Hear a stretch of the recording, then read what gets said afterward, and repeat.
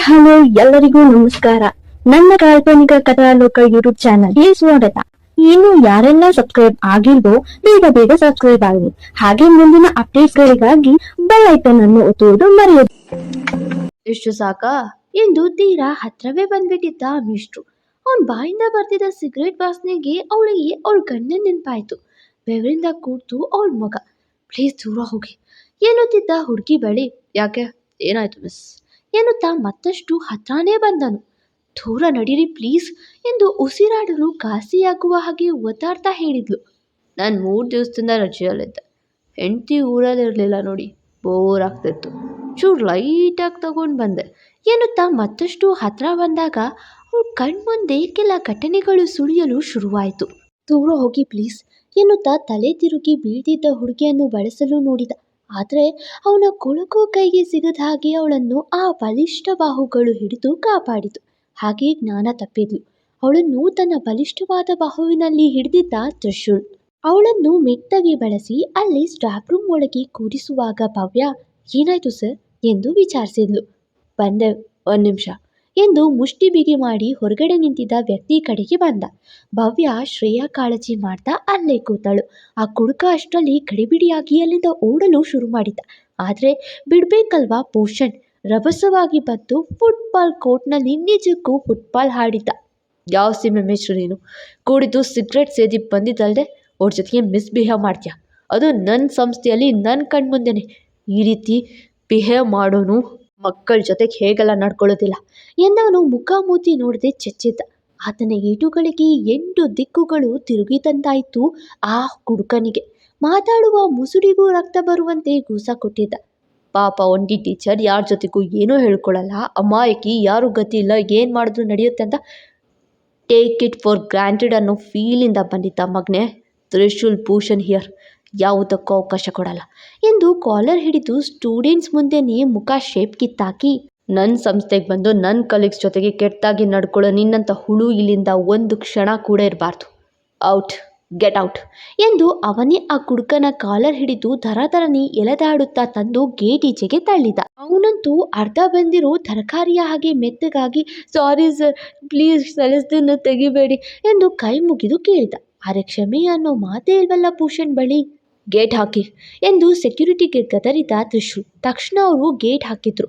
ಎಲ್ಲ ಮಕ್ಕಳ ಊಟದ ಸಮಯ ಬೇರೆ, ಹೊರಗಡೆ ಬಂದು ನಿಂತು ನೋಡ್ತಿದ್ರು. ಅವನ ಕೂಗಿಗೆ ಗಾಬರಿ ಆದ್ರು. ಇನ್ನು ಮುಂದೆ ಗೇಟ್ ಒಳಗಡೆ ಸಿಗರೇಟ್ ಡ್ರಿಂಕ್ಸ್ ಮಾಡೋರು ಎಂಟ್ರಿ ಕೊಟ್ರೆ ನೀವ್ ಎಕ್ಸಿಟ್ ಆಗ್ತೀರಾ ಎಂದು ಎಚ್ಚರಿಸಿ ಅದೇ ಕೋಪದಲ್ಲಿ ಶ್ರೇಯಾನ ನೋಡಲು ಹೋದ ತ್ರಿಶೂಲ್ ಭೂಷಣ್. ಈಗಂತೂ ಅಲ್ಲಿದ್ದ ಪ್ರತಿಯೊಬ್ಬರಿಗೂ ಆಶ್ಚರ್ಯ. ತ್ರಿಶೂಲ್ ಇಷ್ಟು ಕೋಪ ಮಾಡಿಕೊಳ್ಳಲು ಕೇವಲ ಕುಡಿದು ಬಂದ ಮೇಷ್ಟ್ರ ಅಥವಾ ಶ್ರೇಯಾ ಟೀಚರ್ ಜೊತೆಗೆ ಅಸಭ್ಯವಾಗಿ ವರ್ತಿಸಿದ ಕಾರಣನಾ ಎಂದು. ಮೌಲ್ಯನ ತಮಸ್ ಮನೆಗೆ ಕರೆದು ತಂದು ಅವರ ಅಪ್ಪ ಅಮ್ಮ ಹಾಗೂ ತಮಸ್ 3ರ ಮುಂದೆ ನಿಲ್ಲಿಸಿ ಕ್ಷಮೆ ಕೇಳಲು ಸೂಚಿಸಿದ ವೃಷಭ್. ಅವಳೇನು ಇಲ್ಲ ಅನ್ನಲಿಲ್ಲ. ತಮಸ್ ಮುಂದೆ ನಿಂತು ದಯವಿಟ್ಟು ಕ್ಷಮಿಸಿ ತಮಸ್, ನಾನು ಬೇಕು ಅಂತ ಮಾಡಿದ್ದಲ್ಲ, ಅಕ್ಕನಿಗೆ ಈ ಮದುವೆ ಇಷ್ಟ ಇಲ್ಲ ಅಂದರು ಅಂತ ನಿಲ್ಲಿಸಲು ಕೆಟ್ಟ ಪ್ಲ್ಯಾನ್ ಮಾಡಿಬಿಟ್ಟೆ, ಸಾರಿ ಎಂದವಳನ್ನು ನೋಡಿ, ನೀವು ಆ ರೀತಿ ಪ್ಲ್ಯಾನ್ ಮಾಡೋ ಬದಲು ನೇರವಾಗಿ ನನ್ನ ಬಳಿ ಇದ್ದ ಸತ್ಯ ಹೇಳಿದರೆ ಸಾಕಿತ್ತು. ನಾನು ಮದುವೆಗೆ ಒಪ್ಪಿಗೆ ಕೊಡದೆ ಹೋಗ್ತಿದ್ದೆ. ಆದರೆ ನೀವು ಆ ರೀತಿ ಪ್ಲ್ಯಾನ್ ಮಾಡಿದ್ದು ಬೇಸರ ತಂತು. ಆದರೆ ಸೂರ್ಯ ಅನ್ನೋ ಹುಡುಗ ಸರಿ ಇಲ್ಲ ಅಂತ ವೃಷಭ್ ಹೇಳಿದ ಮೇಲೆ ನೀವು ನಿಮ್ಮ ತಪ್ಪನ್ನು ತಿದ್ಕೊಂಡು ಕ್ಷಮೆ ಕೇಳಿದ ಮೇಲೆ ನಂಗೆ ಯಾವ ಬೇಸರ ಇಲ್ಲ. ನಮಗೆ ಈ ಹಿಂದೆ ವಿಭಾ ಅವರ ಬ್ಯಾಕ್ಗ್ರೌಂಡ್ ಏನಿತ್ತೋ ಬೇಕಿಲ್ಲ. ವಿಭಾ ಅವರನ್ನು ಮೊದಲು ಸರಿ ಫೋಟೋದಲ್ಲಿ ನೋಡಿದ ಕೂಡಲೇ ಇಷ್ಟಪಟ್ಟೆ. ಈ ಸಂಬಂಧ ಇಲ್ಲಿಗೆ ಮುರಿತು ಅಂತ ಬೇಜಾರಾದೆ. ಬಟ್ ಋಷಿ ಜೊತೆಗೆ ಮಾತಾಡಿದ ಮೇಲೆ ಐ ಸ್ಟಿಲ್ ಹ್ಯಾವ್ ಚಾನ್ಸ್ ಅನ್ನಿಸ್ತು. ನೀವು ವರಿ ಆಗಬೇಡಿ, ನಾನು ವಿಭಾನ ಚೆನ್ನಾಗಿ ನೋಡ್ಕೊಳ್ತೀನಿ ಎಂದ ತಮಸ್. ಅವನ ಮಾತು ಅವಳ ಮನಸ್ಸು ನಿರಾಳವಾದರೂ ಸರಿಯೋ ತಪ್ಪೋ ಗೊತ್ತಾಗ್ತಾ ಇಲ್ಲ ಅವಳಿಗೆ. ಸುಮ್ಮನೆ ನೋಡ್ತಾ ನಿಂತ್ಬಿಟ್ಲು. ತಮಸ್ ತಾಯಿ, ನಾವು ಇದುವರೆಗೂ ಯಾರೊಂದಿಗೂ ಯಾವ ಜಗಳ ತಾಪತ್ರ ಇಟ್ಕೊಂಡಿಲ್ಲ ಮೌಲ್ಯ. ನನ್ನ ಮಗ ಮೊದಲ ಬಾರಿ ಅಮ್ಮ ಅಪ್ಪ ನಾನು ಇಂಥ ಹುಡುಗಿನ ಮದುವೆ ಆಗ್ತೀನಿ ಅಂತ ವಿಭಾನ್ ತೋರಿಸಿ ಹೇಳ್ದ ಅಂತ ಒಪ್ಪಿದ್ವಿ. ಅವನಿಷ್ಟದ ವಿರುದ್ಧ ನಾವಿಲ್ಲ ಎಂದರು. ಅವಳಿಗೆ ಏನು ಹೇಳಬೇಕು ಗೊತ್ತಾಗಲಿಲ್ಲ. ಸುಮ್ಮನೆ ಸ್ಮೈಲ್ ಮಾಡಿದ್ಲು. ಥ್ಯಾಂಕ್ಸ್ ಆಂಟಿ, ನೀವು ಹೇಗೆ ಅಂತ ನನಗೆ ಗೊತ್ತು. ನನಗೆ ನಿಮ್ಮ ಫ್ಯಾಮಿಲಿ ಮೇಲೆ ಭರವಸೆ ಇದೆ. ಮೌಲ್ಯ ಮಾಡಿದ ತಪ್ಪಿಗೆ ನಾನು ಕ್ಷಮೆ ಕೇಳ್ತೀನಿ. ದಯವಿಟ್ಟು ಮನಸ್ಸಿಗೆ ಹಾಕೋಬೇಡಿ ಎಂದ ವೃಷಭ್. ಎಲ್ಲಾದರೂ ಉಂಟಾ ವೃಷಭ್, ಅಂಥ ಬಿಸ್ನೆಸ್ ಮ್ಯಾನ್ ಆದರೂ ನಮ್ಮಂಥ ವಯಸ್ಸಾದ ಜೋಡಿ ಮುಂದೆ ಕೈ ಜೋಡಿಸುವ ಒಳ್ಳೆ ಗುಣವಿದೆ ಅಂದರೆ ನಿಮ್ಮ ಮನೆತನದ ಬಗ್ಗೆ ತಿಳಿಯುತ್ತೆ. ನಿಮ್ಮ ಭರವಸೆ ನಾವು ಉಳಿಸ್ಕೊಳ್ತೀವಿ ಎಂದು ತಮಸ್ ತಂದೆ ಕೂಡ ಹೇಳಿದಾಗ ಥ್ಯಾಂಕ್ಸ್ ಅಂಕಲ್ ಎಂದವನು. ಮತ್ತು ಶುಕ್ರವಾರ ಎಂಗೇಜ್ಮೆಂಟ್ಗೆ ಪ್ರಿಪೇರ್ ಆಗೋದು ಅಂಕಲ್ ಎಂದ. ಖಂಡಿತ ವೃಷಭ್ ಎಂದರು. ಬರ್ತೀವಿ ಎಂದವನು ಅವರು ಊಟ ಮಾಡಿ ಹೋಗಿ ಎಂದರು. ಇಲ್ಲ ಬರ್ತೀವಿ ಎಂದು ಮೌಲ್ಯ ಜೊತೆಗೆ ಹೊರಟ. ಮೂರ್ಛೆ ಹೋಗಿದ್ದ ಶ್ರೇಯಾಗೆ ಆ ಸಿಗರೇಟ್ ವಾಸನೆಗೆ ಅವಳ ಗಂಡ ನೀಡ್ತಿದ್ದ ಚಿತ್ರಹಿಂಸೆ ನೆನಪಾಗಿತ್ತು. ಒಂಥರ ಏನೋ ಕನ್ವರಿಸು ಹಾಗೆ ಬೇಡ ಪ್ಲೀಸ್ ಬೇಡ ಎಂದು ಬಾಯ್ಬಿಟ್ಟು ಹೇಳ್ತಾ ಓದಾಡ್ತಿದ್ಲು. ಅಷ್ಟರಲ್ಲಿ ಬರುವ ತ್ರಿಶೂಲ್ ಅವಳನ್ನ ನೋಡಿ ಗಾಬರಿಯಿಂದ ಹತ್ರ ಬಂದು ಏನಾಯ್ತು ಇವ್ರಿಗೆ ಎನ್ನುತ್ತಾ ಮುಟ್ಬೇಕು ಗಾಬರಿಯಿಂದ ಎದ್ದು ಕೂರ್ತಾಳೆ ಶ್ರೇಯ. ಮುಖವೆಲ್ಲ ಬೆವರು, ಕೈಕಾಲು ನಡುಗ್ತಿದೆ. ಇನ್ನೂ ಅವಳ ಭಯದ ಲೋಕದಿಂದ ಹೊರ ಬಂದಿಲ್ಲ ಹುಡುಗಿ. ಜೋರೋಗಿ ಉಸಿರಾಡ್ತಾ ಇದ್ದಾಳೆ. ಅವಳ ಸುತ್ತ ಯಾರಿದ್ದಾರೆ ಎನ್ನುವುದು ಮರೆತು ಗಾಬರಿಯ ಮೊಗದಲ್ಲಿ ಮುದುಡಿ ಕೂತಳು. ಭವ್ಯ ನೀರು ಕೊಡಿ ಎಂದ. ಆಕೆ ನೀರಿನ ಬಾಟಲ್ ಅವನಿಗೆ ಕೊಟ್ಟಾಗ ಶ್ರೇಯ ನೀರು ಕುಡೀರಿ ತಗೊಳ್ಳಿ ಎಂದು ಬಾಟಲ್ ಅವಳ ಕಡೆಗೆ ಹಿಡಿದ.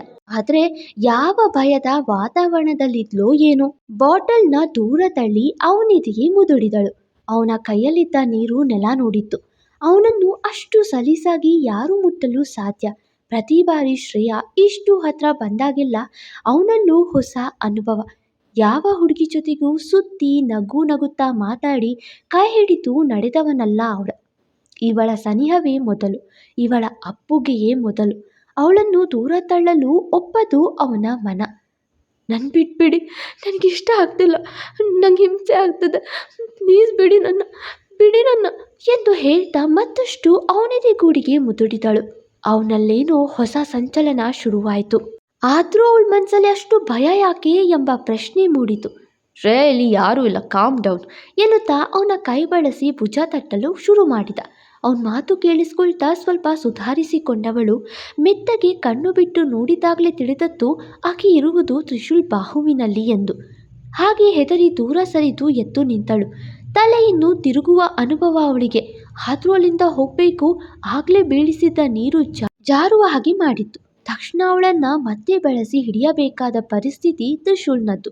ಮತ್ತೊಮ್ಮೆ ಅವನ ಸನಿಹ ಸೇರಬೇಕಾಯ್ತು ಅವಳ ಪರಿಸ್ಥಿತಿ. ಇಬ್ಬರ ಕಣ್ಣುಗಳು ಬೆರೆತಿದ್ದವು. ಆದರೆ ಶ್ರೇಯಾಗೆ ಒಂಥರ ಹಿಂಸೆ ಅನ್ನಿಸ್ತು. ಬೇಡಿ ಎಂದಳು ಮುಖ ಕಿವುಚಿ. ನೀವು ಆರಾಮಾಗಿದ್ದಾರಾ ಟೀಚರ್ ಎಂದು ಕೇಳಿದ. ಒಮ್ಮೆ ಅವನ ಕಡೆ ನೋಡಿ ಮತ್ತೇನೂ ಉತ್ತರಿಸಲಿಲ್ಲ. ಶ್ರೇಯಾ ನೀನು ಓಕೆ ಅಲ್ವಾ ಎಂದು ಭವ್ಯ ಕೇಳಿದಾಗ ಎಂದಳು. ಆಗಲೇ ತ್ರಿಶೂಲ್ಗೆ ಸಮಾಧಾನ ಆಗಿತ್ತು. ಆದರೂ ಆ ಮೂರ್ಖ ಕುಡುಕನಿಗೆ ಯಾಕೆ ಹೆದರಿತು ಎಂದು ಪ್ರಶ್ನಿಸಬೇಕೆನಿಸಿ ನೀವೇನು ಸಣ್ಣ ಮಗುನ ಆ ಅಯೋಗ್ಯನ ಕಾಟ ತಡ್ಕೊಂಡು ಅಷ್ಟು ಹೆದರೋ ಅವಶ್ಯಕತೆ ಏನಿತ್ತು? 4 ಬಾರಿಸ್ಬಾರ್ದಾ ಎಂದ. ಅವನ ಯಾವ ಪ್ರಶ್ನೆಗೂ ಆಕೆ ಉತ್ತರಿಸಲು ಇಷ್ಟಪಡ್ತಿಲ್ಲ. ಸುಮ್ಮನಿದ್ದಳು. ಆಗಲೇ ಗಂಟು ಮೂಟೆ ಕಟ್ಟಿ ಹೋಗು ಎಂದು ಅರ್ಚಿತು ಮರ್ತಿಲ್ಲ ಟೀಚರ್.